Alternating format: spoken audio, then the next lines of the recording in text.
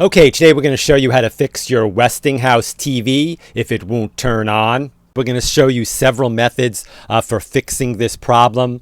If you stay with us all the way to the end of the video and try each of these methods, there is a very high probability that this problem will be solved for you. Okay, the first thing to try here is really the simplest, and in most cases this one will actually work, so you might not even need to go on.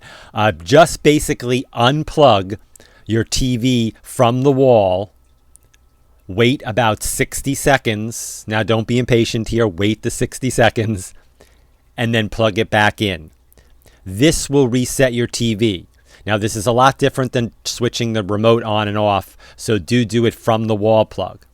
If this solves your problem, you're set. If not, let's go on to the next try. Okay, the next thing we're going to try here is I want you to remove both batteries from the remote control.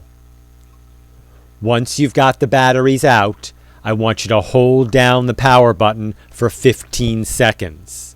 Now don't just do it for 5 seconds, do it for the full 15. Then put the batteries back in the remote and try to turn on the TV. One final note here.